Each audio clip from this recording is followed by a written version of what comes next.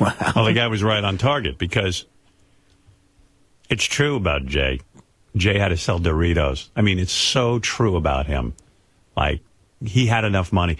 It's like when I see guys in radio who make good money, like fucking fat Rush Limbaugh, selling on his website every piece of shit, including an excellence in broadcasting chair to his audience.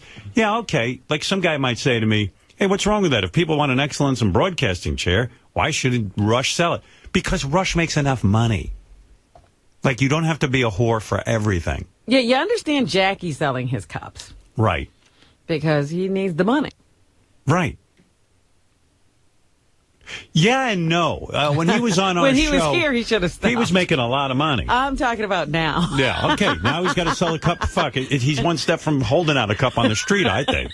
But the fact of the matter is that, you know, I see guys like Rush Limbaugh, who supposedly has a house in Palm Beach. He's got a plane. He's got his own private plane. He's looking to buy a football team, and he's still got to sell you his excellence in broadcasting keychains. He's got it. I mean, he's loaded. How about giving those ditto heads a keychain for free? Yeah.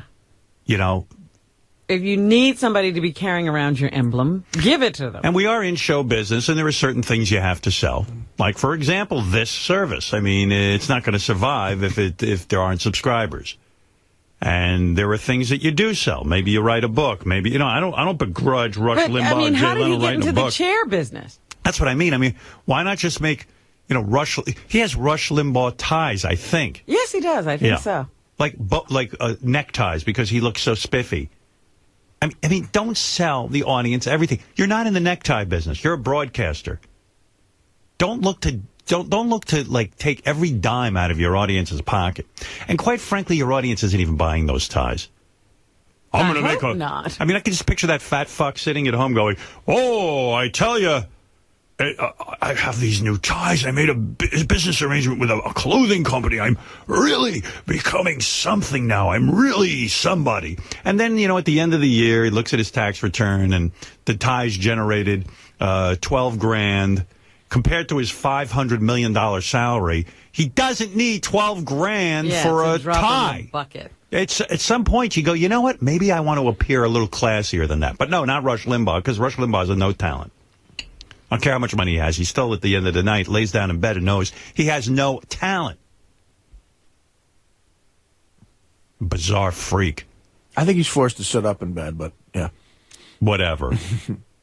But the fact of the matter is that Jay is a sellout. Jay was funny. Jay was a very funny stand-up comic who sold out. And Dan Hicks had it right. I mean, Bill Hicks. Dan Hicks and his Hot Licks is a band, and Bill Hicks is a comedian.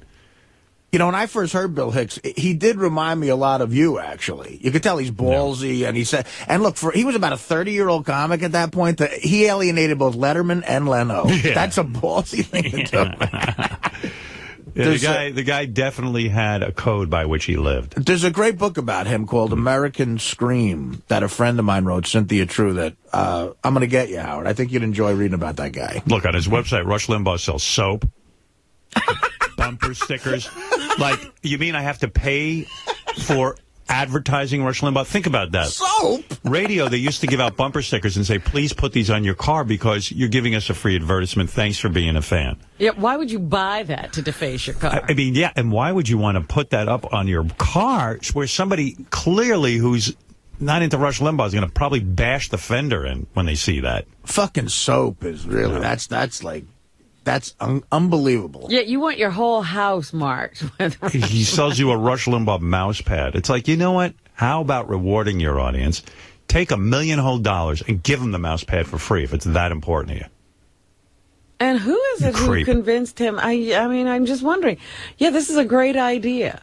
Oh, because we're going to have a store. Because he probably has some agent or manager or some type of guy who sits down with him and feeds into all this crap and said, listen, Rush, you beat the odds. You were banging around in radio. You were a failure. You were a top 40 guy. Then you went, you worked in, I think he worked for the PR department of like one of these baseball teams. Kansas City. Yeah. And he failed at that. And then all of a sudden you heard, probably Howard Stern broadcasting somewhere, and you thought, well, wait a second. I can really be wild on the air and give my opinions. Or you heard Bob Grant doing a Republican kind of thing. And then all of a sudden, he's an older guy, and he's finally making some money, and then he sits down and he goes, oh, my God, I bet you I could get these people to buy toilet seats. And then some of them should have wisely said to him, Rush, you don't have to grab at every penny. You finally made it. Don't be bitter that it took you this long in life to be, doing well. And you're not in the toilet seat business. You know what? In fact, consider that demeaning. Yeah, beneath you. Beneath you. Consider yourself a little better than that. Right. Try to elevate. And yes, you probably could at the end of the year add up all your toilet seat sales, and you'll be worth $9,000 more dollars. But for $9,000, is it worth it to send the message to your audience, to the world, that you're a toilet seat salesman? You fucking cheap scumbag. Stop grabbing at every penny. And maybe some of these decisions are made on oxycodone. I don't know. Maybe. But, maybe that was his drug money. I know. I could sell my audience Fat Man underwear. This underwear is the most comfortable underwear. It keeps my balls happy.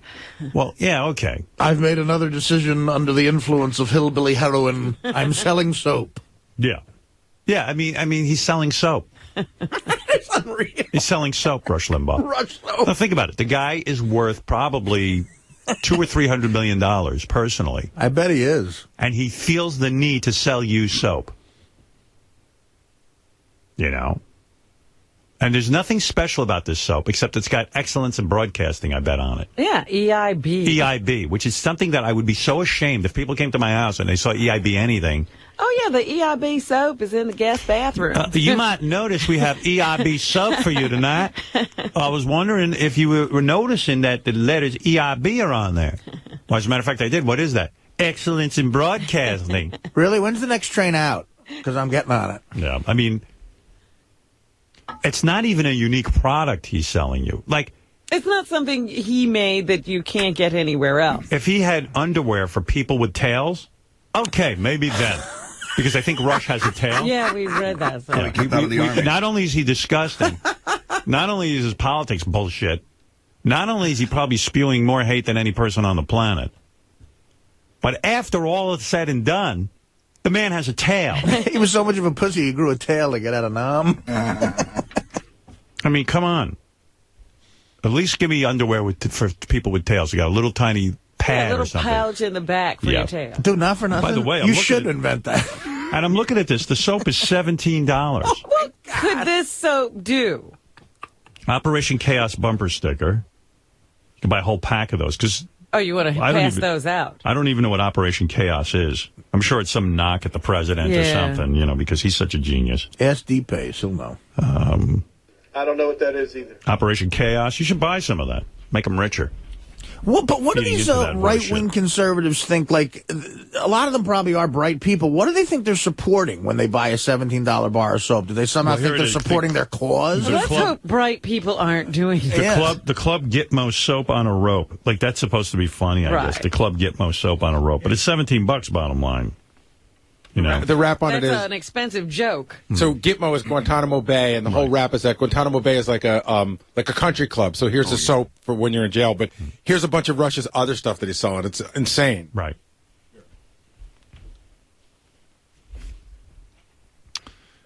Club Gitmo T-shirt, Operation. What's Operation Chaos? Have we figured that out? Like, what's he up to with that? What's the joke? DePace would know that. I've heard him say that before. DePace doesn't know. Before we discuss chaos, put the cone of silence down. Peace through Limbaugh, and it's a big giant picture of his fat head with a black T-shirt. Like, give that out for free, douchebag. Yeah, you want people to pay you to sport around your mug on their chest? Signature suede golf cap that has EIB on the front. Oh, my God in heaven. Operation Chaos was his plan to get everybody to vote for Hillary Clinton. Oh. Remember that one? Oh, Operation Chaos. They're still selling them, though, I guess. No, he's still trying to get her elected. He probably met with the manufacturer. I made up like 5,000 of these Operation Chaos shirts. We only sold 2,000. Keep it up on there, even though it's dated. Maybe we can get some of these assholes to buy 3,000 of these shirts. I mean, gee whiz. Okay, so all of that crap, the radios, the chairs, the soap, the whole thing. Out the window. No, what do you think he sees at the end of the year from That's what I told you. I bet you doesn't even see $100,000. Now, for anyone who doesn't have